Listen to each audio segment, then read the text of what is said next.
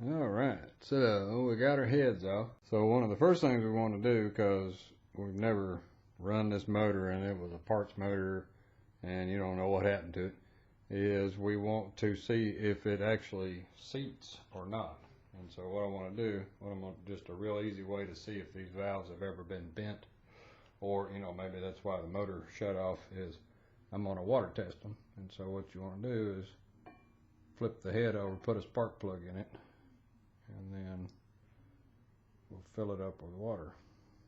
And if it'll hold water in that chamber, then at least the valves are seating. Okay, so it's all filled up. As you can see, it's holding water. So we're not leaking out anywhere. So it looks like this one's going to be, at least when it last was run, it's seated. So let me pour that out. So let's check our other one. And we'll just see if it'll hold water.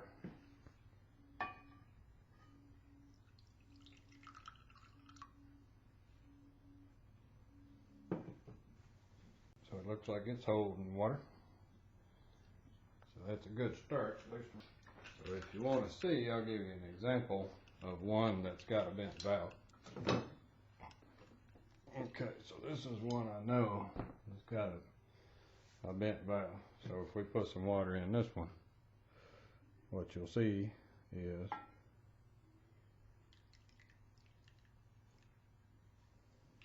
the water runs back out. As you can see, the water's getting lower and lower and lower on this side. So you can tell real quick. Maybe I can I'll put it over this way and show you. So you can see the water just runs right out of it right here. And so this valve is not seating properly. It's actually stuck up. And that's with the cam loose. So there's something wrong with this one. And so that's a good quick way just to test to see if your valves even have any kind of remote amount of seating. So we'll clean our little table back up and then we'll get to working on these. And we can see that this one's been damaged quite a bit over the years. So still pretty smooth, but we got to get that back flat again so we can get a good seal. So what we're going to do is sand that down.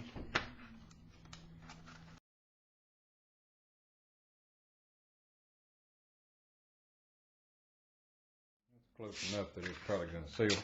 So now we'll switch over to some 600 grit. There we go. So there's some pretty good marks in there still, but not bad enough that that gasket won't seal on them. So we should be all right. First, we got to take the cam out. So our cam's still free, and so we just got to take the bolt loose and pull the cam out. And let's see if we can get that cam out of there. Rah! Sometimes they're kind of hard to get out. So we'll lay it on the table so we can get some grip on it.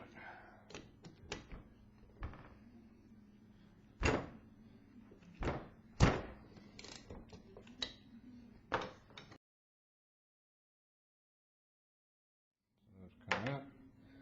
And now the hard part is getting the cam to come back up. So what you need is the bolts that came with the gears. You want to borrow a bolt. We're going to put that down into the cam, and hopefully we can pull up on it and it'll pop out of there. Sometimes they do. There we go. So we got our cam out. That's pretty easy. You'll know which way it goes back in because the pin lines up to the top up here. So we can inspect the cam. The guide feels good. Cam's got a little wear on it, but nothing major for as old a bike as this is. It should run fine. I mean, you could polish that up a little if you wanted to, but it doesn't look like we have a problem. Alright, so we got our cam out. Okay, so now to get our valves out, what we want to do is compress the spring in order to pop the keepers out. And so you can see that these lift up now without the cam in them. So there's no nothing needed for that, but we got to figure out how to squeeze this. So what we're going to do is use a little homemade tool right over here.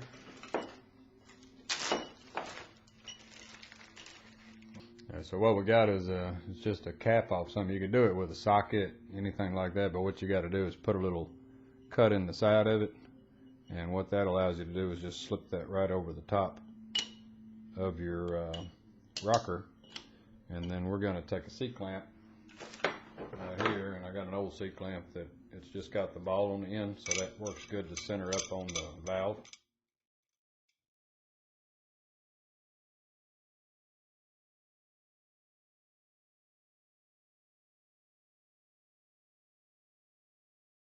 Long time because it's not wanting to pop, but I can still wiggle my, there it went. So that's all it takes, a little bit of force. And what it does is it pops the keepers out. So my keepers just fell out. There's one of them. The other one's in there somewhere. And so now that the keepers are out, there's our other keepers, 2 keepers. And now with the keepers out, you can take your C-clamp loose, and it'll allow you to get the valve out. So there's our little tool, fits right over the top of that. And now you can push down a little bit, and you can remove the spring sets, check them to make sure they're still good, and the top, so that's still good, and out comes the valve. Alright, so good news is the valve is seating because it's got the ring all the way around it. It's just a little dirty, so I can clean up that a little bit, scrub it on it, but I'm not too worried about it as long as that seat looks good. So what I'm going to do is actually see, since it was seating, we may be alright, but I can check it by chucking it up in a drill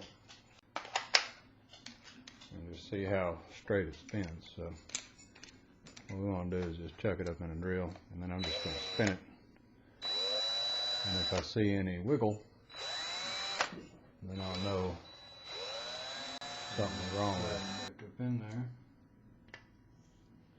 Make sure it's still tight with its seat. So that ought to be fine. That'll be enough to get us started.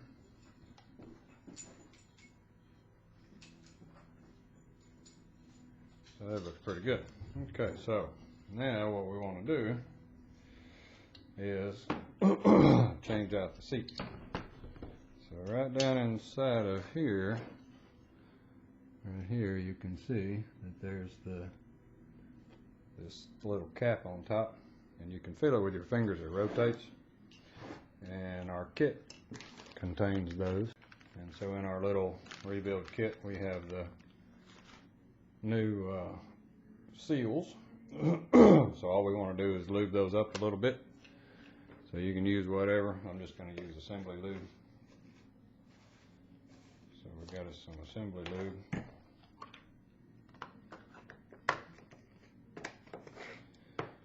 And to pop it out, you just take a screwdriver.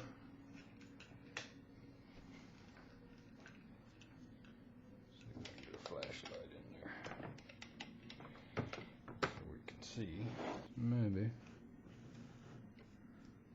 Okay, so you just lift up the rocker, take your screwdriver and just gingerly push on the bottom of it, and it'll pop right off there. So there's our old one. Doesn't look like it's in bad shape, but who knows if it's any good or not. So we're going to change him out. Alright, so we get our new one.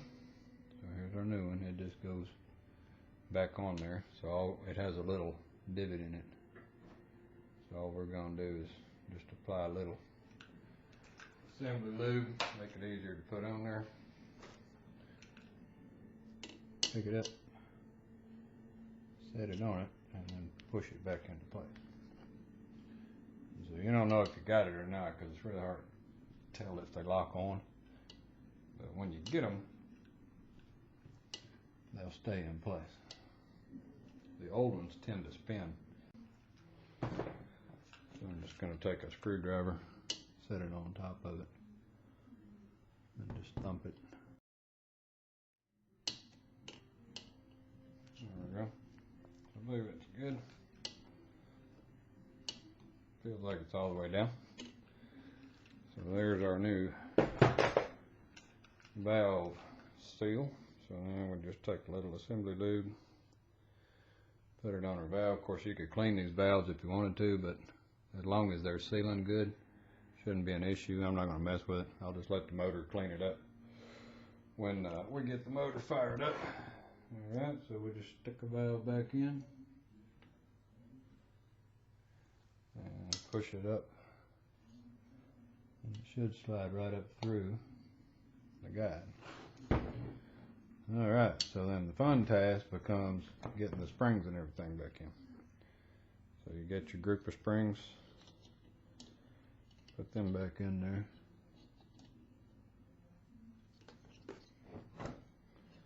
You have to push the valve down a little bit. Set your keeper on, or set your cap on top.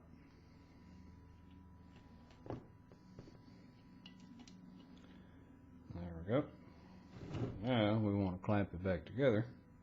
So we're going to take our little hat, put it over the top, and we're just going to tighten it back down.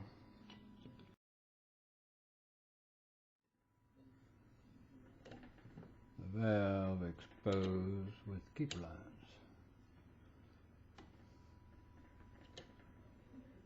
There we go. So now, to get the keepers to stay on, we'll just use a little Vaseline. And we're going to put the Vaseline on the keeper. And we're going to set it down in there. So we'll use a little magnet to hold on to it.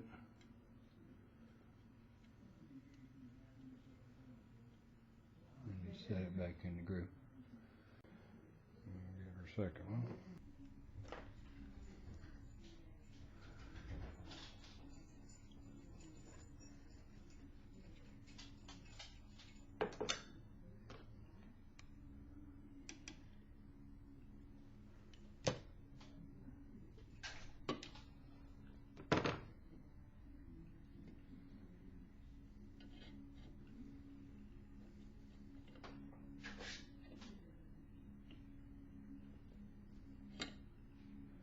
And it's just a matter of getting everything to line up so you can get the keepers back in. And there you go. Now we got our new valve seal in place, and that side's done. So all we're going to do is just flip it over and repeat that process for the exhaust side, and we'll have our new seals in.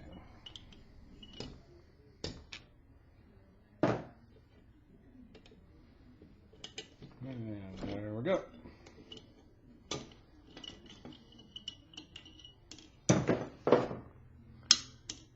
And there's everything all back installed again. Alright, so that's pretty much all we're going to do to the head. So now at this point, all we got to do is put our cam back in. Okay, so you can see how the cam goes. Just orient it so the bar is up. What I'm going to do is get my bolt so I can hold on to it. Make sure everything's clean.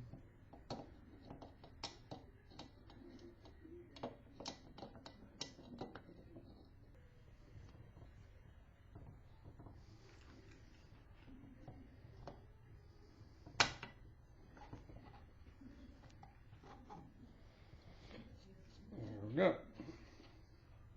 Now all we gotta do is put our keeper back on. Cam is back in there. You can see it's sitting back in its position.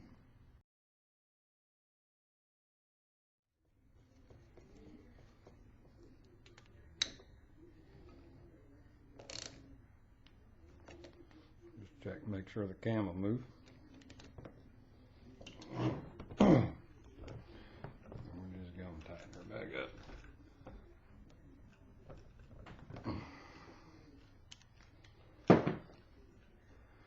And there we go. So we got one head redone. So now all we gotta do is wash it down, give it a little bath, and scrub it out, and we'll be good to go. Well, alrighty, now we just got one more head to do, and we'll be ready to work our way on down the motor.